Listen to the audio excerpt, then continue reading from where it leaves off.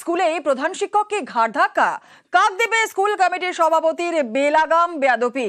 দেখাচ্ছি সেই ছবি, দেখুন সিসি ক্যামেরায় ফুটেজে সেই ছবি ধরা পড়েছে। স্কুলেই প্রধান শিক্ষককে ঘাড় ধাক্কা, কাকদ্বীপে স্কুল কমিটির সভাপতির বেলাগাম বেয়াদপি।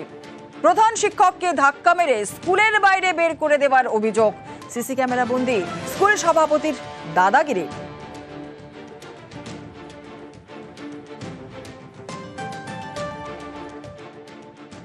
হঠাৎ এসে আমাকে বলছেন এই কাগজটা সই করে বলেছিল। আমি অফিসে অনেক কিছু লেখা রয়েছে যেগুলো ঠিক নয়। আমি তখন বললাম যে এটা আমি রিসিভ করবো কেন? এরপর বলছে এখানে বসতে দেবো না, চেয়ারটা টেনে ফেলে দাও, এখানে ঢুকতে দেবো না, এখানে বের করে দেবো। এই বলে জোর করে ঘাট ধাক্কা মারতে মারতে হিঁচড়াতে উনি বিদ্যালয় অফিস থেকে বের করে টোটাল বারান্দা দিয়ে, সেখানে গার্জেন রয়েছে, ছাত্রছাত্রীরা রয়েছে, তার সামনে এরকম ধরনের ঠেলতে ঘাট ধাক্কা মারতে অনেকটা পথ ওই করিডোর দিয়ে বারান্দা দিয়ে গিয়ে এসডিপি অফিসের সামনে মেন রোডের উপর তিনি ঘাট ধাক্কা মেরে বের করে দেন। আমার চশমার কাঁচটা সব এদিক চলে গেছে, আর এগুলো জ্বালা করছে, এখানে ফুলে গেছে। তারপরে ঘাট ধাক্কা মেরে বের করে উনি ওখানে গ্রিলটা টেনে দিলেন। আর অভিযোগ অস্বীকার করেছেন স্কুল সভাপতি। আর আমাকে মারতে ছিল, আমি ঠেকাচ্ছিলাম। স্যার আপনাকে মারছিল? উনি হচ্ছেন বর্তমানে একটা ভবনের নামে টাকা তুলছে। সেই টাকা তুলতে গিয়ে উনি হচ্ছেন কোনো এমসির কোনো রিপোর্ট নেয়নি, রিপোর্ট পারমিশন নেয়নি। সেটা আমি একটা রিসিপ্ট নিতে গেছিলাম, ক্লার্ক রিসিপ্টটা দেয়, কিন্তু ওনার কাছে রিসিপ্ট সিল আনতে যাওয়ার পর উনি কাগজটা মুড়ে ফেলে দেন। এবং তারপরে আমি যখন তুলতে গিয়েছিলাম এবং আমি বললাম আপনি সই করি, তখন উনি আমাকে ফেলে দেন। আর শুধু এই প্রথম কিন্তু নয়, এর আগেও কিন্তু স্কুলে ঢুকে রীতিমতো দাদাগিরি ফলিয়েছিলেন।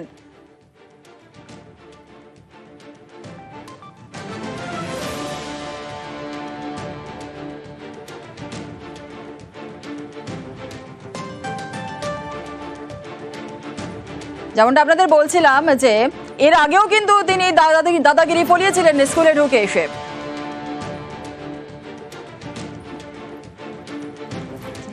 তেরোই এপ্রিল 2025-এর ছবি আপনারা দেখছেন। 13ই এপ্রিল তিনি এসেছিলেন এবং এসে রীতিমতো দাদাগিরি ফলিয়েছিলেন।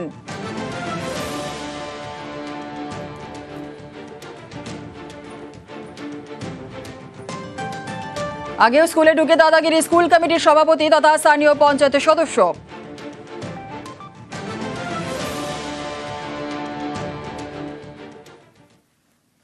নবম দশমে শিক্ষক নিয়োগ পরীক্ষার মডেল উত্তরপত্র আপলোড করলো এসএসসি। 7 সেপ্টেম্বর 11টি বিষয়ে শিক্ষক নিয়োগের পরীক্ষা নেয় স্কুল সার্ভিস কমিশন এবং 20 সেপ্টেম্বরের মধ্যে মডেল উত্তরপত্র নিয়ে মতামত জানাতে পারবেন পরীক্ষার্থীরা।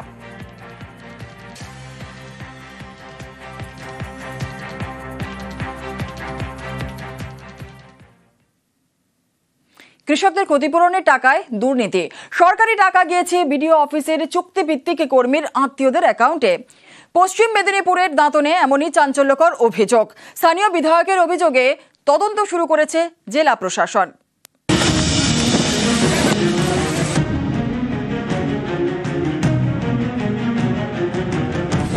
পশ্চিম মেদিনীপুরের দাঁতনে গত মার্চে শিলাবৃষ্টি হয়, তাতে ক্ষতি হয় চাষের।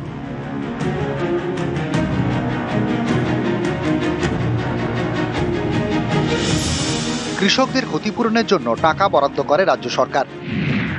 অভিযোগ সেই টাকা অনেক কৃষকই পাননি। ক্ষতিপূরণের টাকা ঢুকেছে বিডিও অফিসের এক চুক্তিভিত্তিক কর্মীর আত্মীয়দের অ্যাকাউন্টে। সেই কর্মী হলেন আশিস দে, দাঁতন 1 নম্বর ব্লক অফিসের চুক্তিভিত্তিক কর্মী। অভিযোগ আবেদনকারীদের নথিতে গরমিল করে ক্ষতিপূরণের টাকা আত্মীয়দের অ্যাকাউন্টে ঢুকিয়েছেন চুক্তিভিত্তিক কর্মী আশিস দে। পশ্চিম মেদিনীপুরে জেলা শাসকের দপ্তরে নিয়ে অভিযোগ জানিয়েছেন দাঁতনের তৃণমূল বিধায়ক বিক্রম চন্দ্র প্রধান। 1000-2000 টাকা নয়, একটা 6 লক্ষ টাকা সে তার নিজের পরিবারের অ্যাকাউন্টে ঢুকিয়ে নিল। তদন্তকারী অফিসাররা গেছিলেন, তারা নিশ্চয়ই লোকাল থানাকে বলতে পারতেন, লোকাল বিডিওকে জানাতে পারতেন, তারা জানাননি, তারা রাত্রে চলে গেছেন। লোকের সন্দেহ হয়েছে রাত্রে তার বাড়িতে কেন, এটা নিন্দনীয়। এটা যারা করেছে এটা ঠিক করেনি। বিধায়কের অভিযোগের ভিত্তিতে তদন্ত শুরু করেছে জেলা প্রশাসন। সোমবার দাঁতনে জামুয়া এলাকায় চুক্তিভিত্তিক কর্মীর বাড়িতে যান তদন্তকারীরা। তখন সেখানকার কৃষকরা তাদের গাড়ি আটকে বিক্ষোভ দেখান। অ্যাপ্লাই করলাম, আমরা টাকা পেলাম না। বারবার অ্যাপ্লিকেশন করছি কিন্তু টাকা পাচ্ছি না। আপনারা রাত্রিবেলায় কিসের ভিত্তিতে আপনারা এসছেন এখানে ইনকোয়ারি করতে? শিলাবৃষ্টি, হ্যাঁ, তার যে ক্ষতিপূরণ পাওয়ার ব্যাপারে সেখানে একটা গরমিল ধরা পড়েছিল এবং তাদের ডেকেও পাঠানো হয়েছিল। বয়স্ক একজনের নামে ছিল। পোর্টালে যা রয়েছে সে অনুযায়ী সব কাগজ কিন্তু আমরা পেলাম না। রিপোর্ট তৈরি হবে যে কি রয়েছে। পশ্চিম মেদিনীপুর থেকে মিহির জানার সঙ্গে শঙ্কর রায়, নিউজ 18 বাংলা। পঞ্চায়েতে দেওয়া বার্থ সার্টিফিকেট, অথচ পঞ্চায়েত বলছে যে এই বার্থ সার্টিফিকেটের রেজিস্ট্রেশন নেই। কোথাও আবার পঞ্চায়েতের ইস্যু করা বার্থ সার্টিফিকেট জাল। উত্তর 24 পরগনার 2 জায়গায় 2 অভিযোগ। পঞ্চায়েতের ইস্যু করা বার্থ সার্টিফিকেট, তাতে পঞ্চায়েতের স্ট্যাম্পও রয়েছে। সেই পঞ্চায়েতই এখন বলছে সার্টিফিকেটগুলির রেজিস্ট্রেশন করা নেই। এতে বার্থ সার্টিফিকেটের বৈধতা নিয়ে প্রশ্ন উঠছে বিপাকে উত্তর 24 পরগনার বাগজোলা পঞ্চায়েত এলাকার অনেকে। জন্ম সার্টিফিকেট পাবেন না, উল্টো পাল্টা হয়ে রয়েছে। আমি পঞ্চায়েতে যাচ্ছি ওটা ঠিক করতে, পঞ্চায়েত আমার কাগজপত্র বলছে আপনাদের এই কাগজপত্র নেই। এখন আমরা কি করব? আমাদের ছেলেগুলো তো আমরা ভোটার করাতে পারছি না। কেউ গিয়েছিলেন ভোটার তালিকায় নাম তুলতে, কেউ গিয়েছিলেন কাস্ট সার্টিফিকেট বানাতে। সবাই বাদুড়িয়ার বাগজোলার বাসিন্দা। 1-2 নয়, সংখ্যাটা হাজারেরও বেশি। তাদের মধ্যে শতাধিক পড়ুয়া। স্থানীয়দের দাবি, কখনো পঞ্চায়েত জানাচ্ছে বার্থ সার্টিফিকেটের রেজিস্ট্রেশন করা নেই, কখনো আবার বলছে রেজিস্ট্রেশনের খাতাটাই হারিয়ে গিয়েছে। গিয়েছি আমরা, বলেছে যে রেজিস্টার খাতা হারিয়ে গিয়েছে। আমাদের তো স্কুলে দরকার হয় অনেক কাজে জন্ম সার্টিফিকেট। আমাদের পঞ্চায়েতে মিটিং আছে, ওখানে একটা সিদ্ধান্ত আমাদের নেওয়া হবে, কি হয় দেখা যাক। সমস্যার সমাধান করার চেষ্টা হচ্ছে আমাদের। উত্তর 24 পরগনার বারাসতে অন্য অভিযোগ। এখানকার একটি পঞ্চায়েত থেকে জাল বার্থ সার্টিফিকেট ইস্যু করার অভিযোগ উঠেছে। সম্প্রতি কেরলে মানিক বিশ্বাস নামের এক ব্যক্তিকে গ্রেপ্তার করে পুলিশ। তার বার্থ সার্টিফিকেট ইস্যু করা হয়েছে ছোট জাগুলিয়া পঞ্চায়েত থেকে। কেরল পুলিশের দাবি এই সার্টিফিকেটটি জাল। বাংলাদেশ থেকে এ রাজ্যে ঢুকে জাল নথি তৈরি করা হয়েছে। সার্টিফিকেটটি ইস্যু হয় 2021 সালে। সেই সময় ছোট জাগুলিয়ার প্রধান ছিলেন নুরুল হক। বার্থ সার্টিফিকেটে তার সইও রয়েছে।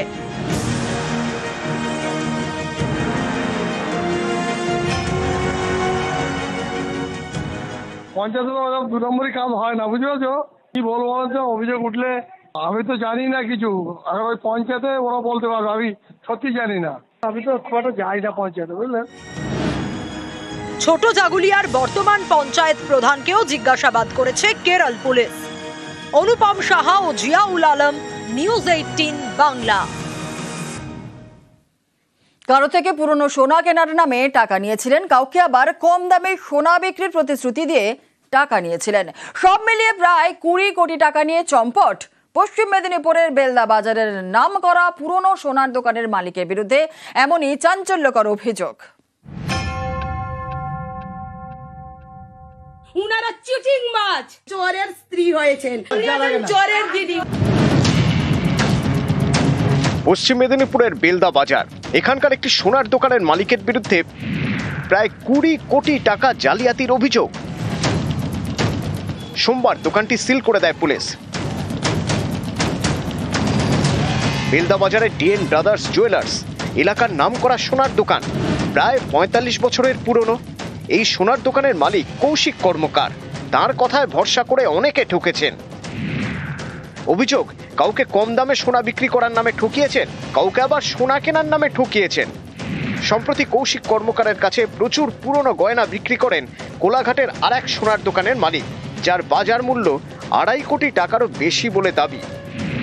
অভিযোগ, এত সোনা নিয়ে টাকা দেননি কৌশিক। এভাবে প্রতারণার শিকার 200রও বেশি বলে দাবি। কয়েকদিন আগে সোনার দোকানে চড়াও হন গ্রাহকরা। তখন ব্যবসায়ী ছিলেন না, দোকানে ছিলেন তার দিদি এবং স্ত্রী। উনারা চিটিং মাছ, চোরের স্ত্রী হয়েছেন, চোরের দিদি। এরপর থেকে সপ্তাহ খানেক ধরে দোকান বন্ধ।